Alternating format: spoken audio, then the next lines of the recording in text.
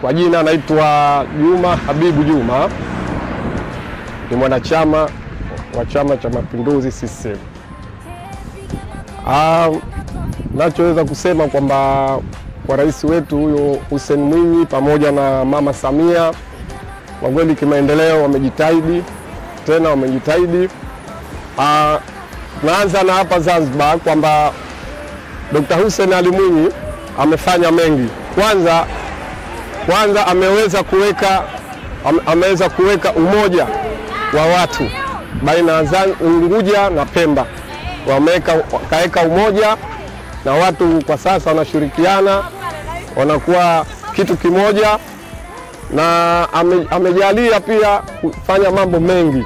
Huyu rais wetu mpendwa Dr. Hussein Ali Mwinyi amejenga barabara za kutosha. Sasa hivi ni usafiri tu wa gari, sio usafiri wa njia.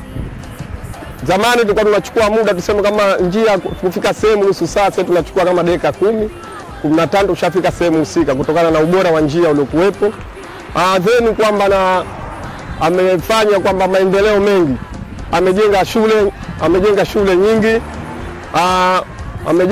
nyingi, na pia sasa hivi anajenga bandari nyingi, ili barabara pamoja na barabara, kutokana na maendeleo ya wananchi wa Zanzibar. Ninachoweza kusema kwamba naomba nafasi hii,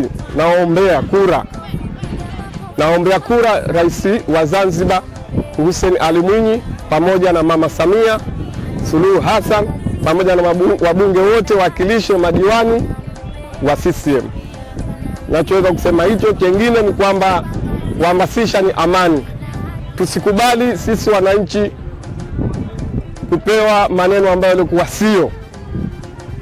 Tuchukue sheria ya serikali, tusichukue sheria za watu binafsi. Amani ni kila kitu.